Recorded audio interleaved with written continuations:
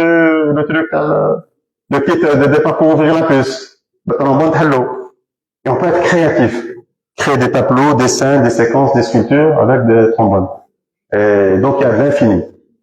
Donc, c'est un test qui permet de prouver que finalement, la créativité, elle était à la base de l'eau.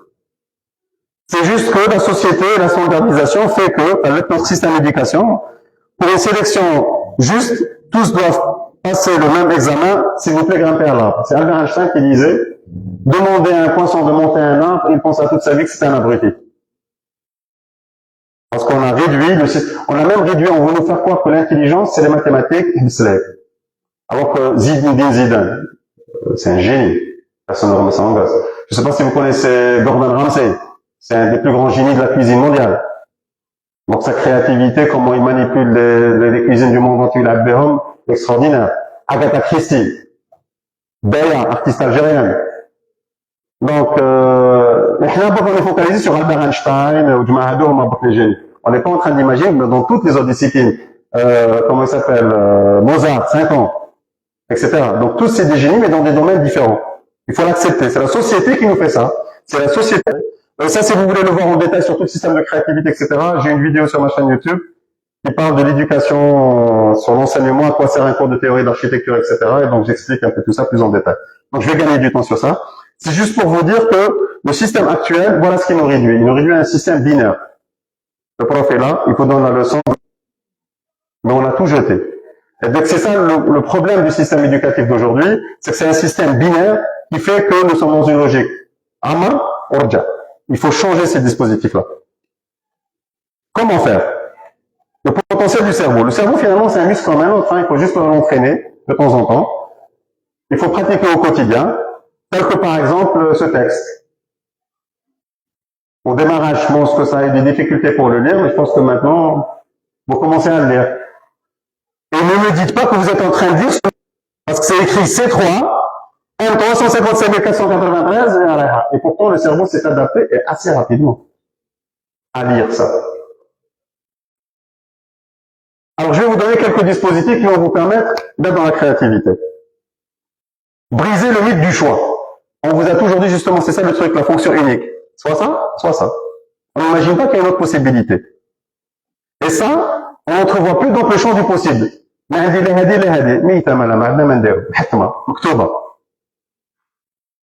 n'existe pas de réel dans l'absolu. Le réel est lié au sens que l'on associe aux choses.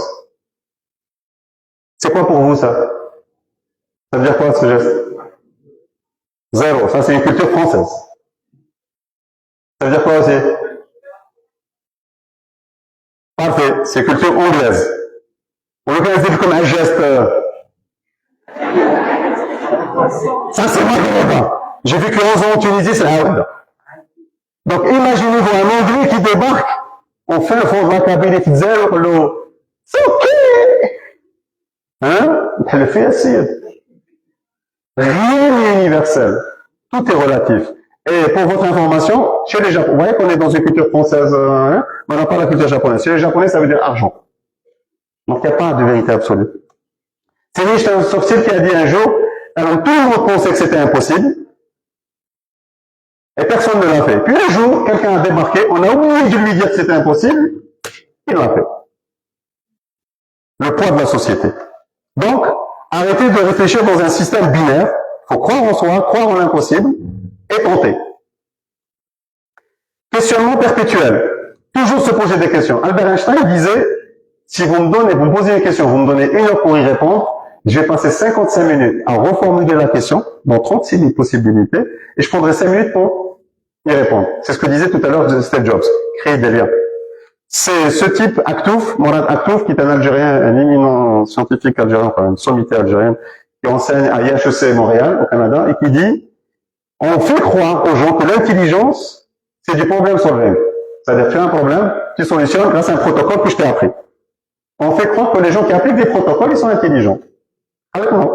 L'intelligence, c'est de savoir formuler le problème en les mettant en lien et en créant des combinatoires. Dès que tu as repéré qu'il y a un problème, tu le formules, et en le formulant, tu le connectes à toutes les raisons qu'il existe, etc., là, tu es celui qui a réussi à synthétiser la situation. Celui à qui on donne un protocole, et c'est pour ça que Si vous êtes dans ceux, les protocoles tabac, adieu, vous allez tous disparaître. ChatGPT va écraser tout le monde. Si vous êtes de ceux qui, finalement, posent le problème, c'est eux qui vont poser le problème à ChatGPT. Lui, il va être un bon assistant pour vous emmener. Là, vous existerez toujours. Mais vous êtes seul. Il y a des protocoles qu'on a allumé des raids, plus aider. Allumé les portations, jamais dépassé les travaux. Allumé les poteaux. C'est une salle en béton, je crois, non? Je pense qu'on n'arrête pas de vous dire dans le cours de, souvent on vous dit qu'en structure béton armé, poteau-poteau, comme ça se détraite. Alors, je vous dis même pas si vous venez à l'EPO. À l'EPO, on a des amphis qui font 25 mètres de portée. On a des salles qui font 14 mètres de portée, en béton. Quand le prof vous dit ça, vous lui faites juste ça. Axel, voilà ce qu'on vous impose comme truc. Parce qu'on vous dit, il y a des protocoles à appliquer. Alors que l'intelligence qu'on vient d'expliquer à Omar Aktov, c'est cette capacité de poser la problématique. Et donc, quand on la pose, on va y réfléchir tous ensemble pour la solutionner. Il dit, on confond penser et réfléchir avec analyser et calculer. Calcul. La preuve, vous connaissez ce jeu-là. Comment relier ces 9 points par 4 lignes continues sans lever la main. Impossible si vous vous êtes imposé une condition de je reste dans les 9 points. Le problème, c'était pas la solution. C'était votre façon de comprendre. Ils ont l'air bêtes, mais ils sont magnifiques, vous vous êtes imposé quelque chose dans la réponse qui n'existait pas dans l'intitulé, qui était je reste dans les 9 points, je sors pas du carré. Développer la pensée visuelle. Les mots en général limitent la pensée, parce qu'on connaît les limites de mots, mais on a beaucoup plus d'images. Réaliser des cartes mentales, des graphes, faire du lien, penser en images. Les architectes arabes. C'est l'une des raisons pour laquelle je mets ChatGPT sont en train de paniquer par rapport à DeepSeek. DeepSeek, le nouvel logiciel d'intelligence artificielle chinois. Parce que lui, directement, quand vous lui posez des questions, il schématise direct. Il vous fait un schéma parce que c'est comme ça qu'on arrive à mieux comprendre. Tout de suite, ça revient à l'étape qu'on vient de voir là juste avant. Dès que vous avez un truc, connectez-le à toute chose, ce qui va vous permettre de trouver des solutions. Donc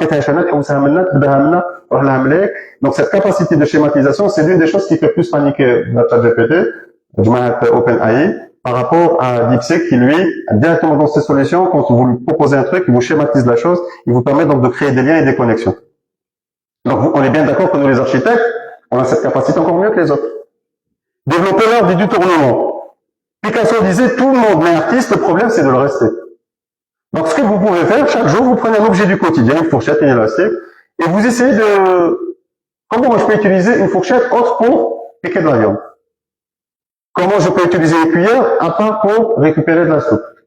On peut donc imaginer en changeant sa taille, sa couleur, son matériau, faire des combinatoires fourchette. C'est comme ça qu'on a obtenu le fameux couteau suisse. C'est qu'au lieu d'avoir juste un couteau, une fourchette, une paire de ciseaux, le manga. L'imaginer dans un autre contexte, dans un autre espace, dans un autre temps, dans une autre culture, etc. Vous pouvez aussi, pour développer l'art du détournement, ne plus utiliser un objet du quotidien. Je vais prendre une soupe sans cuillère. Je vais manger un beefsteak sans fourchette et couteau. On dit comme ça. Je vais boire sans utiliser de verre. Des trucs comme ça qu'on a l'habitude au quotidien de faire, mais qu'on va ne pas utiliser les outils qu'on a l'habitude de faire. Ben, ça va obliger notre cerveau à essayer de trouver de nouvelles solutions, de retrouver notre génie de l'enfance, développer la capacité donc à rebondir. Ça, c'est un type qui, dans les, je ne me rappelle pas les années exactes, je crois que c'est les années 70, c'est une compagnie qui faisait de la colle, et un jour ils se sont trompés dans la quantité de colle, ils ont fait une colle qui ne colle pas. À quoi ça sert cette connerie? Il se trouve que l'un des ingénieurs qui a fait ça, quelques années plus tard, il est musicien, il faisait dans une chorale, et il n'arrivait pas à retenir ces petits trucs de musique pour jouer. Je me rappelle, on a fait une colle qui colle pas. Qui permet donc d'accrocher la chose et de l'enlever. Donc moi, ça va me permettre de coller toutes mes partitions de musique, et ben, je continue à jouer, etc. Et tout. Et ça a donné le post-it. Le post-it est né d'une erreur. On a rebondi sur quelque chose. On pensait que c'était une erreur. Finalement, le succès que ça a eu dans les années 80, le post-it, il est incroyable. Donc l'art du détournement, vous voyez par exemple Picasso à gauche, Salvador Dali à droite, tous les deux voient la même chose, mais en réalité ils ne voient pas la même chose. Picasso, c'est le cubisme, donc Hababed ou la Maché, Hababed que. Salvador Dali c'est le surréaliste. Lui non seulement l'œuf il a éclos, de la même réalité, on peut observer et interpréter les choses différemment. Donc détourner les choses. Mettez-vous dans un chiffre, je mets 6. Madame Quelqu'un ne voit pas un 6, verra un 9. Qui a raison? Tous les deux. C'est une question d'angle de vue. En architecture, c'est la même chose aussi lors du détournement. Vous voyez cet objet-là, c'est un bâtiment qui se trouve à Porto. Et puis les petits cadres ont été détournés pour devenir des luminaires dans la ville, des points de repère dans la ville. Ils animent la place publique. Ils rendent la place publique animée le soir. Là, c'est un travail d'un étudiant qu'on avait fait. On fait souvent des installations art contemporaine avec mes étudiants. Et donc là, on l'appelait Spurman Abdelhamid. Et donc, lui, il voulait montrer, parce qu'il travaille sur une passerelle, il voulait expliquer que la passerelle n'est pas qu'un lieu de passage, c'est un lieu de vie, de trucs, il se passe plein de choses. Alors, je vais vous expliquer, par exemple, si je prends une cuillère ou une fourchette, vous voyez ça, juste une petite cuillère, une fourchette. Mais si on les manipule, on peut en faire la sculpture d'un vélo, on peut en faire un présentoir pour mettre une photo ou quoi que ce soit, un bougeoir ou une autre sculpture d'un benadem, juste en manipulant les fourchettes et les cuillères. Cinquième dispositif que je vous offre, la contrainte comme potentiel créatif. On a souvent dit, il y a trop de contraintes, alors que les meilleurs projets d'architecture sont nés de contraintes. Durant le Covid-19 et le confinement, en réalité, je vous rappelle que c'est une catastrophe, c'est une contrainte. Mais on n'a pas mieux appris des outils numériques. Ça existait, Zoom, les campagnes, les visioconférences, mais on ne les utilisait jamais. Depuis maintenant, on les utilise tout le temps. On fait des conférences à distance, on fait des trucs là. On a manipulé plus d'outils numériques. On s'est tous améliorés en cuisine. On n'avait pas le choix. On a redécouvert les jeux de société, avec en famille, etc. et tout. Donc, de cette contrainte, on a découvert de nouvelles hobbies, etc. De cette contrainte, on a découvert plein de nouvelles choses, de nouvelles passions qu'on ne se connaissait pas. Donc, vous pouvez partir du contrainte muhatma, quand vous pouvez dire, ce n'est qu'une donnée, comment je la manipule pour faire quelque chose. Si vous avez assisté l'année dernière à la conférence que j'avais faite sur le processus de conception, vous rappellerez que j'avais démontré toutes les contraintes qui ont donné ces magnifiques architectures. Et donc, si vous voulez la revoir, vous l'avez sur ma chaîne YouTube, processus de conception, vous pouvez la revoir. Vous allez voir comment les architectes de contraintes ont fait des merveilles. Donc, moi, mes étudiants, ils ont l'interdiction de dire contraintes. Ils disent les données du projet. Ça, par exemple, les chips. C'est une histoire de contraintes. C'était, celui qui a inventé les chips, c'était que, un client au restaurant, zbel. Elle est trop épaisse, votre frite. Elle est toujours trop épaisse. Et ça a eu du succès. C'est la contrainte d'un client emmerdant qui réclamait d'avoir des frites de plus en plus fines qui a fait faire au cuisinier une chips hyper fine. Apprendre par l'échange. Ne pas chercher la perfection dès le départ. C'est vrai que je vous dis échanger. Une idée, ça se met le truc. Et si tu rajoutes telle chose. Les architectes, comment ils ont réussi? On a bien vu. Si lui, j'ai l'idée d'avoir une bactérie qui durcisse le sable et ça donne une brique biologique. Lui, j'ai l'idée. S'il n'avait pas des échanges, il se dit, j'ai tel problème. Pour le moment, je sais. Toi, qu'est-ce que tu fais dans la vie? C'est important. Donc, échanger avec les autres pour évoluer. Apprendre des erreurs. Moi, je le dis souvent, je crois que chaque année que j'étais à dire, pendant toutes mes conférences, je l'ai dit, c'est là. Le plus beau conseil que m'a donné mon père, c'était de me dire, mon fils, si tu poses pas de questions, donc tu ne sais pas, mais si tu poses pas de questions, tu as 100% de chance à t'amar. Mais si tu poses la question, je te dis pas, mais tu as 50% de chance qu'on te réponde, 50% de chance que non. Donc, choisis mon fils. 100% hamar ou 50% de je crois que le choix, il est vite fait. C'est pour ça que je vous dis, quand vous avez des questions, les mauvaises questions sont celles qui ne sont pas posées, hein. Non pas celles qu'on se dit, peut-être qu'elle n'est pas intelligente. C'est celles qu'on ne pose pas. L'acceptation de la possibilité de se tromper par rapport à l'opposition à la société qui installe la peur et la hantise de se tromper. C'est Oscar Wilde qui disait l'expérience, c'est la somme de nos erreurs. Et c'est Henry Ford qui est pas n'importe qui, c'est celui qui a développé tout le système du travail à la chaîne, les voitures, le truc là-bas, qui disait, ben, l'erreur, c'est juste une belle occasion de recommencer en mieux. Si ces gens-là qui sont au sommet de la connaissance, de la compétence, de la créativité vous disent que l'erreur c'est magnifique, je préfère ne pas faire que prendre le risque de tromper. Apprendre donc par la manipulation, c'est un proverbe chinois. Il y a ceux qui disent chinois, il y a ceux qui disent Confucius, il y a ceux qui disent Jefferson, qui dit, ce proverbe-là, il dit, dis-moi, j'oublierai. Montre-moi, je me souviendrai. Implique-moi dans le processus, j'apprendrai. Parce que je suis concerné. Mais sinon, donc voilà, créer des connexions. Changer le cadre et le lieu. Donc, aller ailleurs, ne pas toujours, je vois le hnazal ou le fou, on a fait le bureau, le chambre, mais de bouger.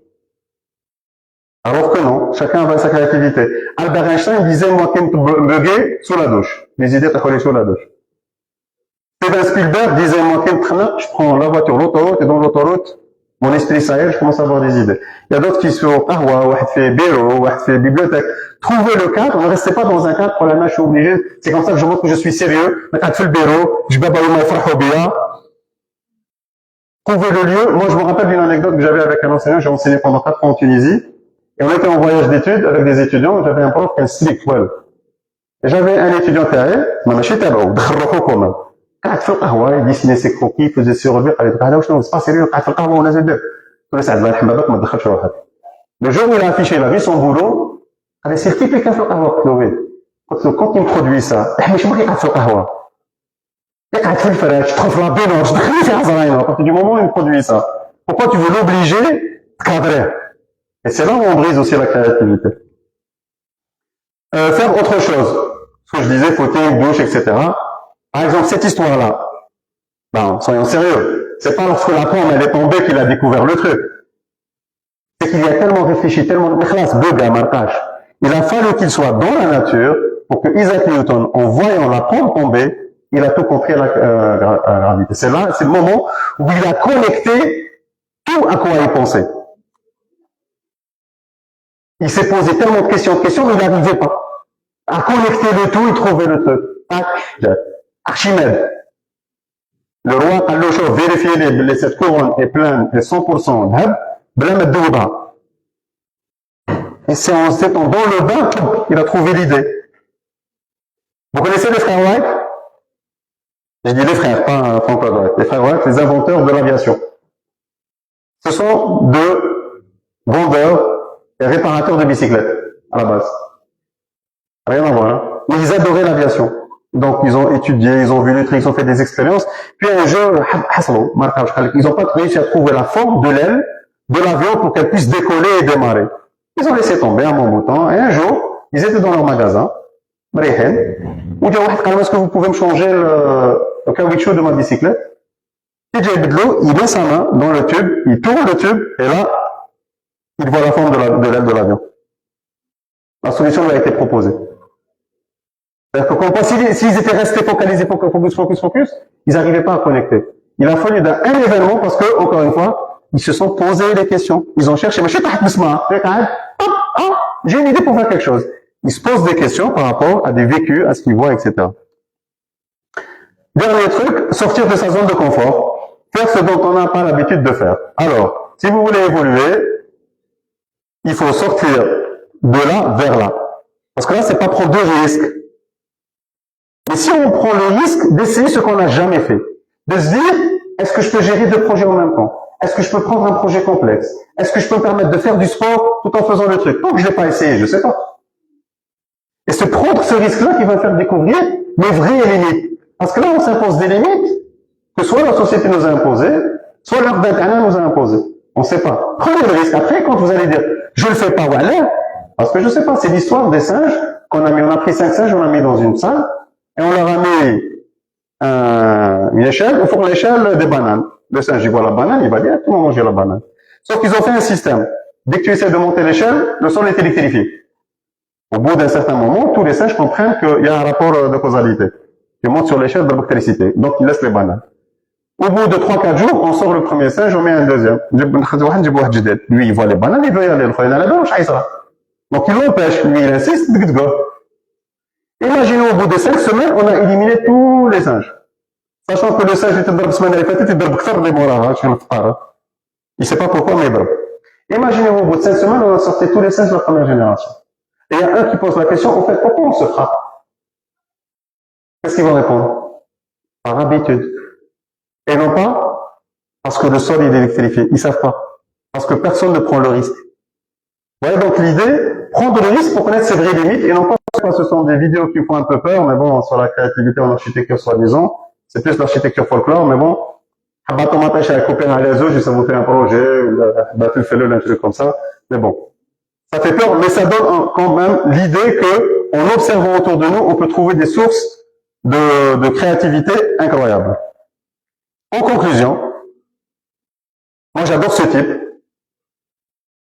On est tous d'accord que la société, ça va pas. On est tous d'accord que Blair est un intermondiste. On est tous d'accord que le système ne marche pas. Et ce type nous donne la solution, il est magnifique. Il nous dit, ce n'est pas un signe de bonne santé mentale d'être bien adapté à une société malade. Rassurez-vous, au lieu de paniquer quand vous n'êtes pas comme les autres. D'un côté, vous dites tout ce que font les autres, c'est une catastrophe. Mais de l'autre côté, on a peur de ne pas être comme les autres. Lui, il vous dit, moi, à votre place, je devrais m'inquiéter. Il y a un copain, dont je viens de citer le nom, parce qu'il est aussi célèbre dans le domaine de l'architecture.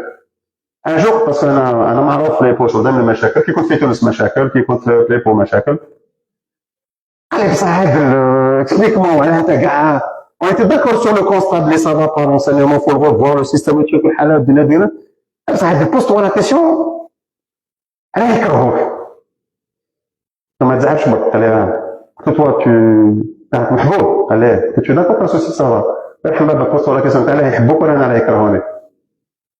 Il devrait plus lui s'inquiéter de savoir qu'il est accepté par une société que lui-même rejette, que plutôt moi de m'inquiéter d'être rejeté par une société qui n'est pas normale. Voilà le système. Et on finit par ce fameux truc qui est un mot chinois. Alors les Chinois, ils ont des mots, ils n'ont pas de lettres. Kolhaja, c'est un mot. Et des fois, ils mettent 2 mots pour dire quelque chose. Donc pour dire le mot crise, ils utilisent 2 mots. C'est danger et opportunité.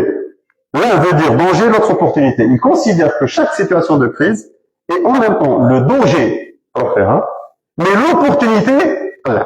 Quand on voit ce que les Chinois font aujourd'hui, on se dit qu'ils ont une bonne philosophie de vie quand même. Voilà, je vous remercie. J'espère que ça n'a pas été trop long pour vous.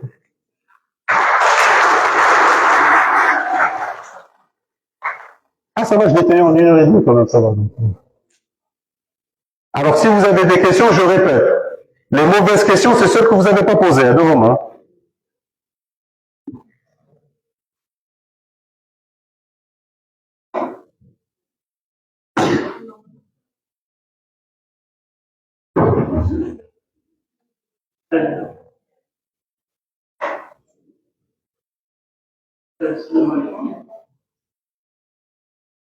C'est M. Massi, enseignant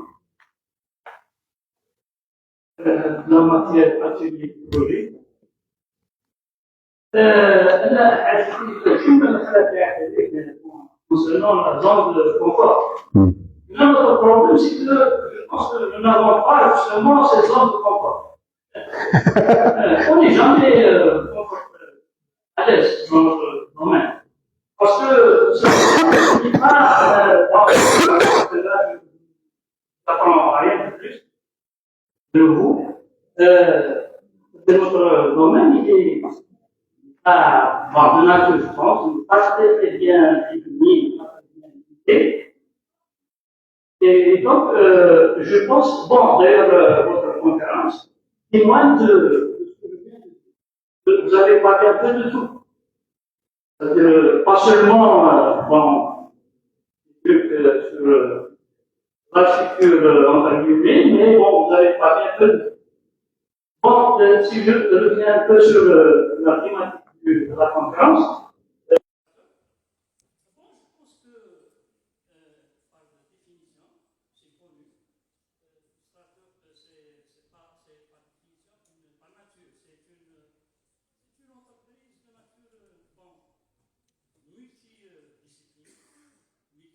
internationale, c'est-à-dire, bon, pas forcément qu'on soit architecte pour faire une start-up qui concerne un peu l'architecture, soit les usagers ou les concepteurs, etc.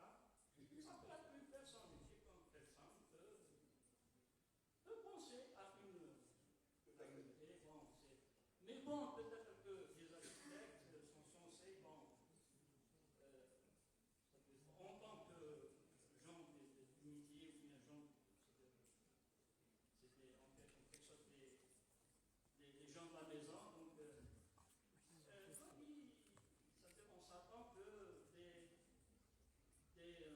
des idées, bon, des applications ou ce que vous voulez, qui ont un rapport quelconque avec l'architecture, soient initiées par des architectes. Bon, c'est tout à fait normal. Et moi, j'aimerais bien faire une précision, si vous permettez, et vous l'avez déjà mentionné au départ. Quelle start-up, je pense que, quelle start-up en architecture, ou bien, je ne sais pas, j'ai oublié la question exactement dont vous l'avez posée, mais je pense que on doit faire la différence, c'est-à-dire, en architecture, on peut utiliser des outils informatiques, ce qui se fait depuis, ça fait déjà longtemps, avec les applications, avec les logiciels, etc. On connaît déjà AutoCAD, etc. Donc ça, c'est juste une utilisation d'un service, enfin d'une technologie. Mais avant de l'utiliser, on doit d'abord avoir